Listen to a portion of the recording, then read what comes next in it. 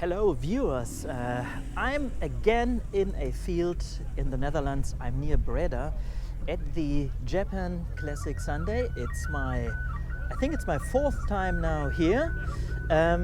It's around 2 and some cars are already leaving, and I try to do it as quick as possible today. So let's take a look around, and we start with two very exciting Hondas. This one is I think it's a N1 JDM model, never sold here, and it's parked beside its grandpa, which is an N400. Lovely Japanese K car that made it to the European market. A lovely Toyota Carina, a car that is indestructible. Then we have an old Honda Civic, the small Lexus. There are quite a few of them here. I don't know if they're still here, but they were. Then we have a bunch of Datsuns, 280Z, 240Z, a 260 right there. Then we have a Suzuki Baleno, and very interesting, a Honda Integra with pop-up headlights. This car was also sold on the Australian market, badged as a Rover 416. Very exciting and very rare. I love this period of Honda cars with pop-up headlights. I hope it's still there. Somewhere there is a Honda Accord Aero deck. I will show you if it's still there. There we have my friend Dimi's Suzuki Vivio and Mattis Suzuki Vivio. Lovely cars. And there is Hapnat walking, doing his stuff. Just have a look at this row of Datsun 100As. Lovely, lovely little cars. These are the two-door variants, not a three-door, because as you can see, it has not a full hatch. Then we have some rotary excellence with this Mazda coupe. This is one of the most beautiful Mazdas ever. This is the RX-4, and we just go around to have a look at the back, because the rear lights of this are lovely made, almost sculptures if you ask me. Very, very nice. But as you can see, it is packed. This lovely Mazda 1300 is leaving, boosting its 1.3 liter engine. I think it's pretty well done. Lovely car. Then we have two old Carinas, a 4-door and a 2-door. And I always loved the design of the back. Isn't that nice? That's absolutely lovely, very rare. And here you can find, two of them. Then we have the 4-wheel steering Mazda 626. And this is a very, very nice looking car. Love them a lot. And to my surprise, I'm here with my Mazda 626 CB2.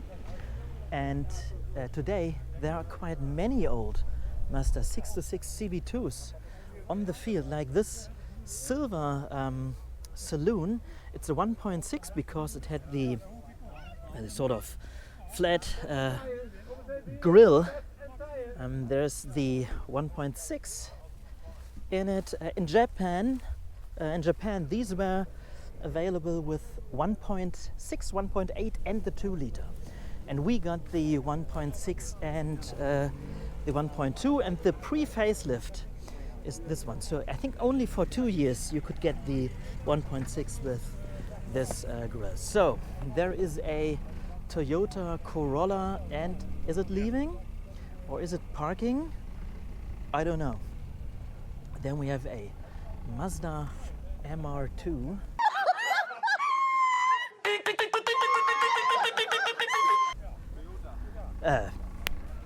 You're right.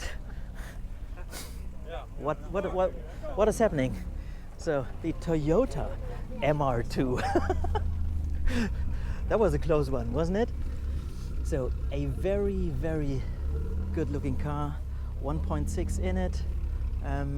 There we have the successor to the good old one. So I was obscured by way too much Mazda action right over here. So thank God owners are here to, well, to stop me from making things worse. The insanely good looking Toyota Serra. So McLaren got the idea for the doors from the Toyota Serra. This is a typical Japanese bubble era car. So lots of money in Japan, everything was possible. So the idea was, hey, let's do what we want. Every niche in the car world was possible. And now have a look at the rear speakers. They're now in funky mode, and you can switch the setting and then this will move. And this is a feature I really like about this car. Stunning piece of machinery. So we arrived now at some lovely Daihatsu cars. This is a Charmant Mark II based on the Toyota Corolla. The Charmant Mark I, there was literally no difference to the Corolla of that time, apart from badges and the treatment of the front and the back, I guess. I do like these cars a lot. These are kind of odd cars, but they completely disappeared, and I have a soft spot for these. And then we have the Charade Mark I, and this is already the facelift, the later facelift. So when the Charade started, it had round headlights, and this is the 3-door variant, and that was sold as the coupe, and in some markets as the runabout, as far as I remember. And of course it has the opera window right here. That is a neat feature on this. The Charade Mark I was car of the year in Japan, I think in 81. I'm not entirely sure if it was 81 or it was the first car of the year in Japan. Did I just said European car of the year? I'm not sure. And of course Japanese car with an automatic, and that's why, like all the Japanese manufacturers, it got its own badge and name for it, the Daimatic, and there was the Honda-matic and the Toyo Glide, lots of stuff. It's a very exciting car. There we have a Nissan Maxima. That was one of the Nissans that had a sort of upmarket appeal. I think mainly aimed at the American market, the American buyer. It wasn't very successful in Germany and in Europe, but I think it's a good looking car. Always loved the design of how this was all made, the door handles and all that. Yeah, very nice. Let's see what else. Oh, a Hyundai Pony. I'm a big fan of old Hyundais, and it's lovely to see this Pony. I think it's a Pony Mark II facelift. This was I think the first Pony that was for sale in Germany. Hyundai started way earlier in the Netherlands, where I'm here at the show. So amazing to see this car. Well, there is even a Mitsubishi Precise parked here. I hope it's still here because many of the cars are leaving. There we have a row of 3 Daihatsu Applaus. I think it's a very good looking car. You could say it's the successor to the Charmant, if you will. Of course, it's rusty because Daihatsu, and it had a large hatch, so the whole part with the glass opens. And well, in its life, it got a facelift. These 2 cars, different rear and different front, as you can see. So here we have a Infiniti Q45. So this was the time when the Japanese tried to do big money with big cars. And this also was aimed at the American buyer. There we have the Infiniti logo. Honestly, when I look inside of it, it doesn't look like high quality, but I think it was. And I do think it is a good looking car. Very large, of course, because Murica, you know what I'm saying, right?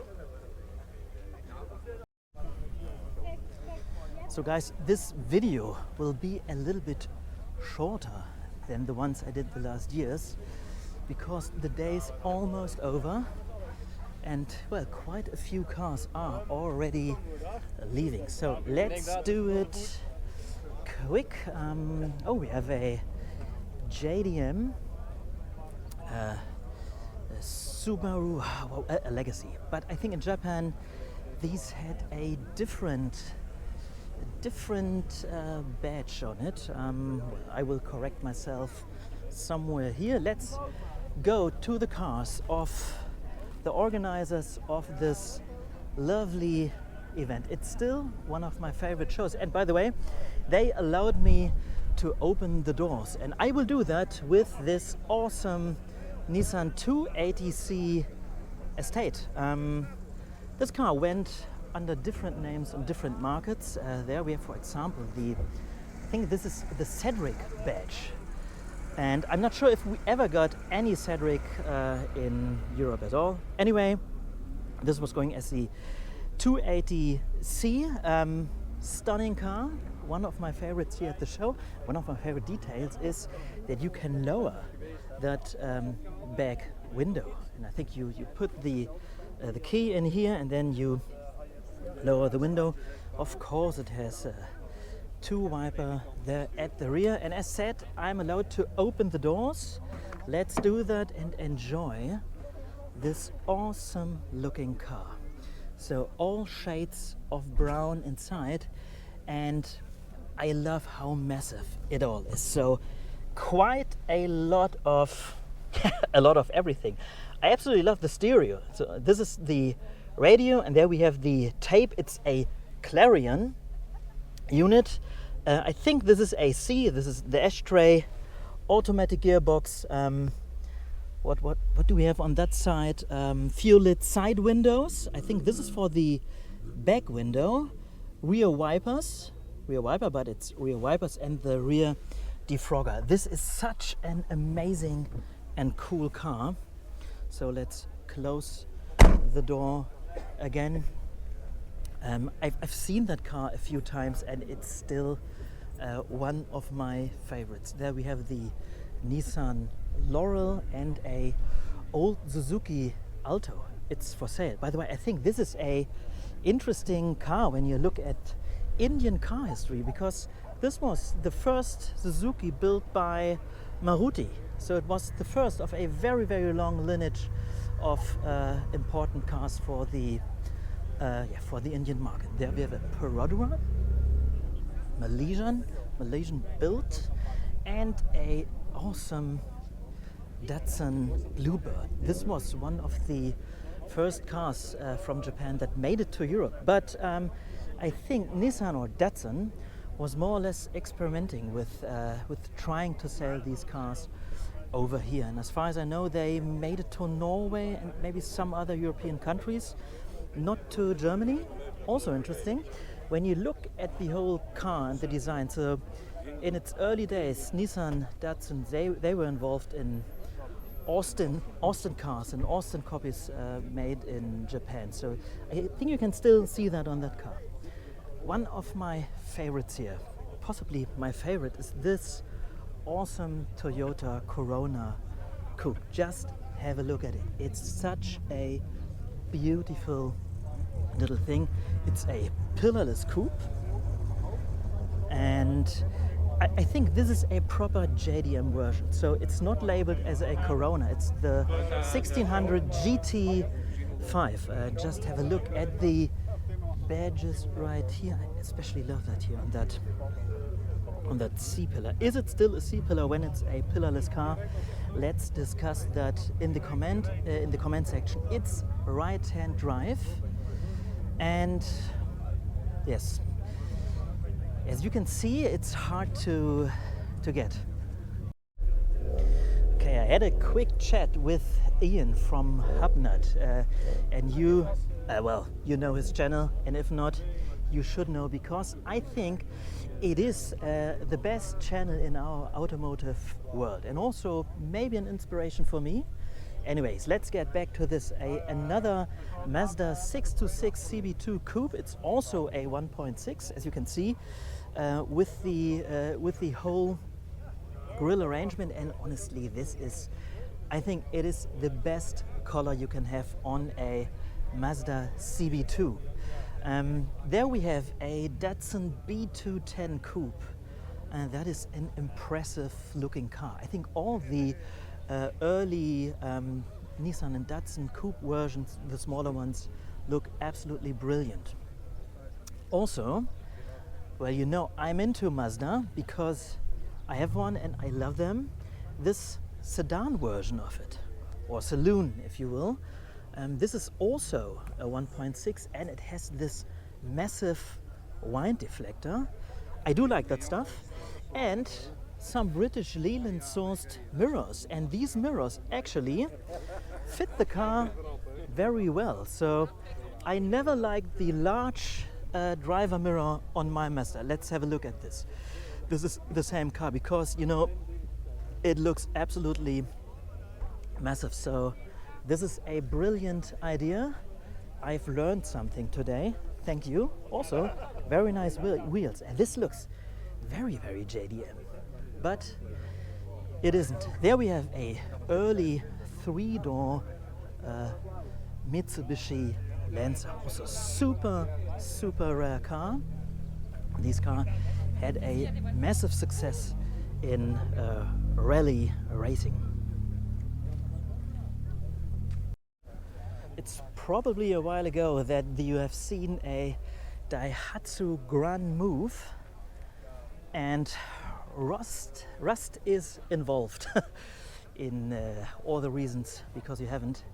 And well, fantastic.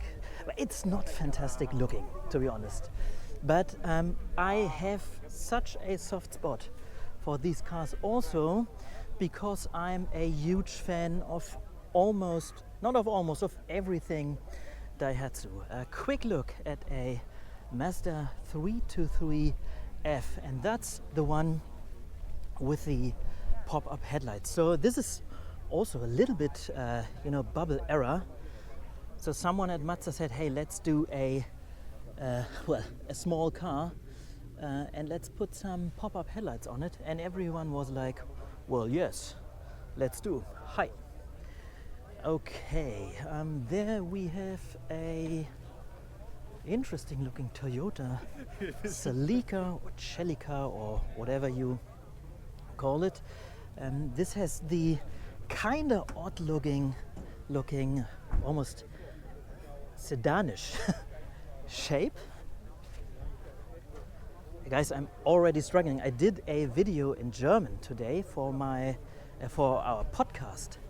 So if you're German speaking, there's a German video, and I'm doing the Motokultur podcast together with my friend Sasha. So look for this. We will talk a lot about the event, but now let's go back to this car, another 120.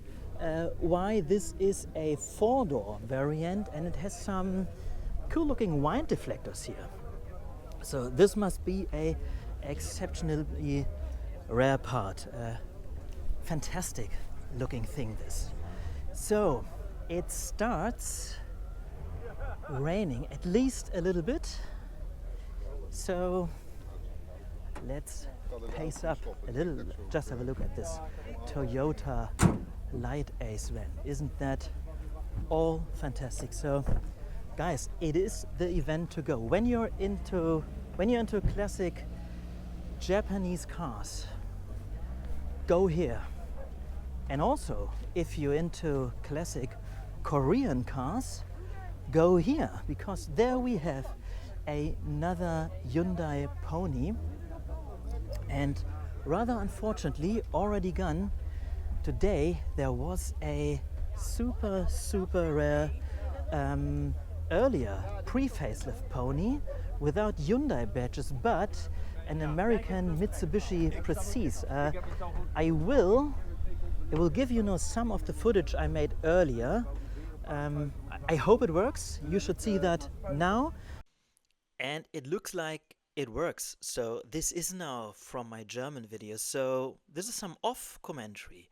So, well, no Hyundai badges, no Mitsubishi badges. There was a strong relation between Mitsubishi and Hyundai back in the day. So this was sold in the US by Mitsubishi dealers, but not as a Hyundai.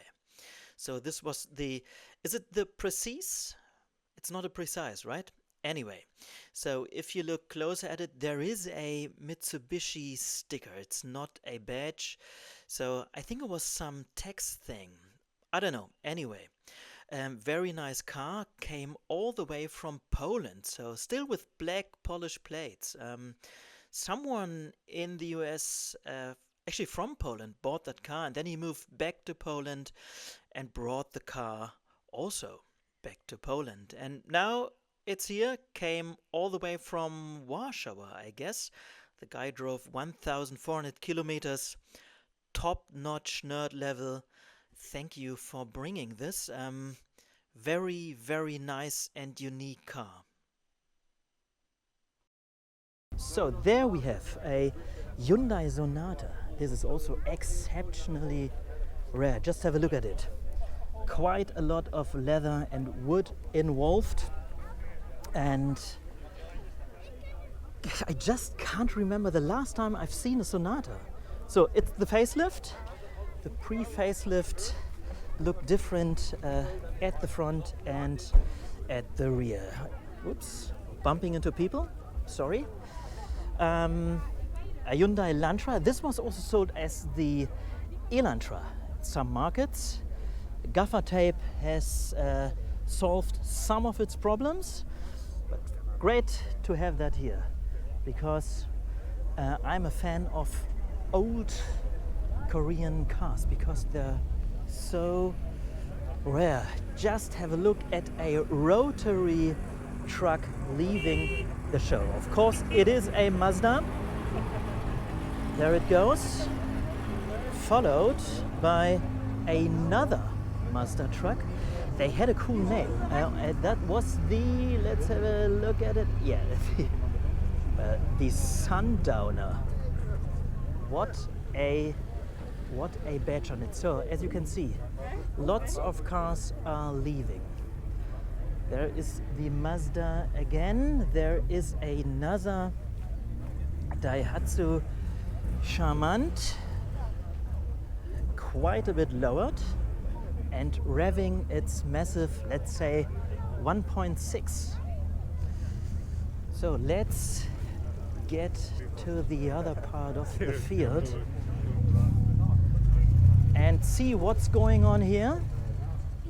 There comes my friend Laszlo, leaving the show in his CB2, and this CB2 is a 2-liter. So just say goodbye. Bye-bye, Laszlo. Okay, bye-bye. Was good to see you. Bye-bye. Okay, bye-bye. Have a safe drive. Year, eh? Yes. So there it goes. And this is family owned for so many years. Laszlo told me the story as we've met now the third time. Anyway, the Subaru Bred with a hardtop on the back, and then there were 3 parked some minutes, hours, whatever ago. And let me show you one brilliant detail. That gentleman is already taking pictures of it. First of all, this car was available with 2 seats here on that sort of platform, and as you can see, it has a Targa roof. That is Sub-Zero. This is very, very cool. Honestly, I've never realized that this was an option for the Bred. Wow.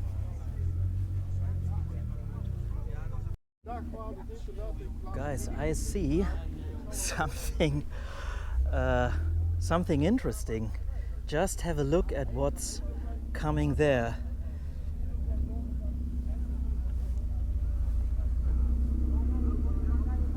Wow. It's kind of fun. Okay, so it started live as an MX-5 and ended up as, well, as something. Just have a look at this JDM Nissan Laurel. It's a hardtop saloon, pillarless doors, rain guards, all the stuff you want, and it's a Medalist. Medalist was some of the more or less upmarket version of, I think, almost all Laurel generations. There we have a Datsun 240K, the GT, and well, the coupe version of it. That was the Skyline, and that was pretty well known under the name the Ken Marie. And what's interesting about this car, it's on Kuwaiti plates, and I think these guys are coming from Kuwait with their cars. I've seen pictures every now and then from some chaps from Kuwait coming to Europe with their super interesting cars, so I'm not sure. So there goes the Trueno. We follow the car. There goes the Supra. Oh, two Supras. Let's enjoy these PlayStation cars. There you go. JDM spec, right-hand drive, and there we have some sporty Lancers. Always loved the 2000 Turbo badge on this. Color looks amazing, just fantastic.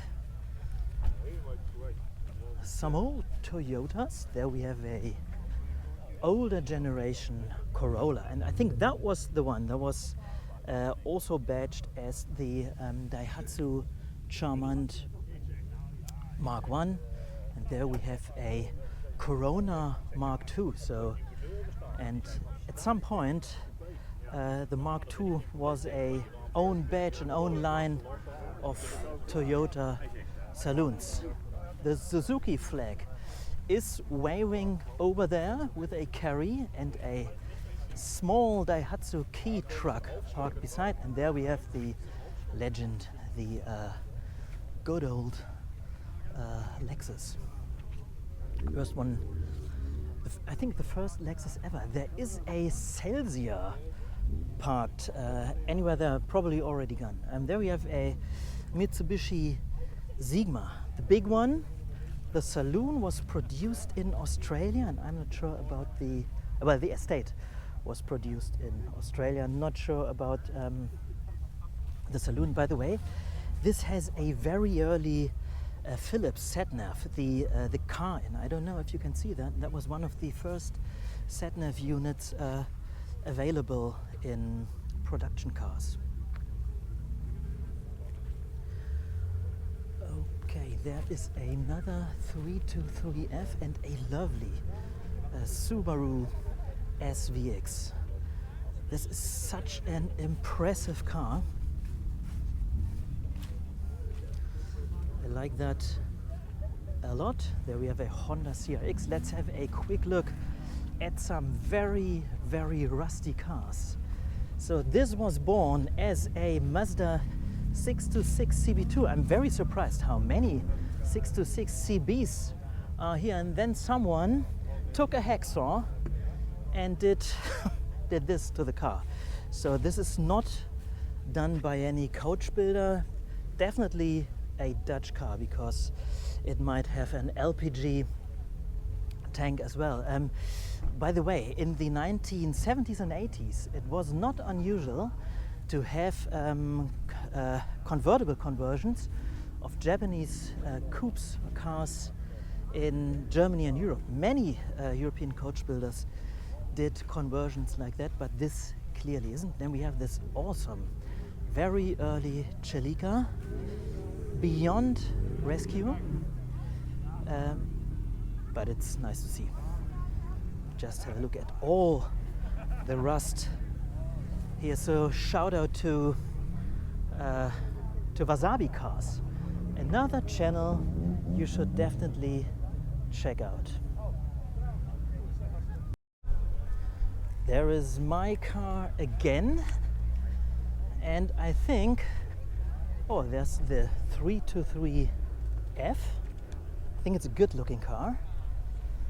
There's another 323F, and let's have a look at this Maxima, another one here with a bonnet badge, which is definitely something aftermarket. I'm not so sure about stuff like that. Here we have a Nissan Your Van, the big Nissan van, a Mazda 101 with the canvas top version, and that is an interesting car because it has so much history involved.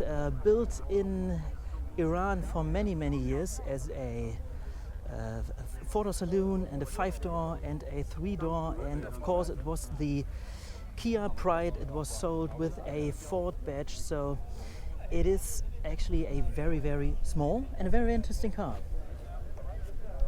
Another 323. This is a turbo. There's my friend Dimmy. Hello. Mazda MX-5 again. And, well, let's end that video with a Mitsubishi Sapporo, because it's just well, it is just brilliant.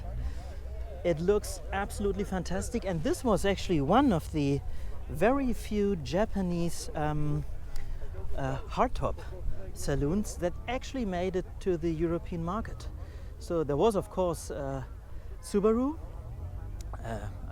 I'm talking about frameless doors, and then there was the Sapporo. And isn't it looking great? And these are still very cheap.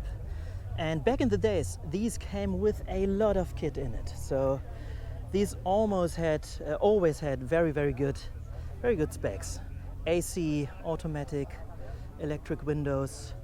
You know, all the stuff you had to pay quite a lot when you ordered your Mercedes-Benz or BMW or whatever. Quick look at this Honda Legend. This does not look like the one we got in Europe. This is maybe a US spec. There's the Mazda, the Toyota MR2 again. Well, anyways, guys, I think that's it for today. So a quick video from the JCS. Follow me on Instagram, follow my YouTube channel, leave a comment, and if you're in Germany, follow the Motorkultur podcast. And as said, there is a full walk around, a little bit longer, in German language. See you soon, guys. Bye bye.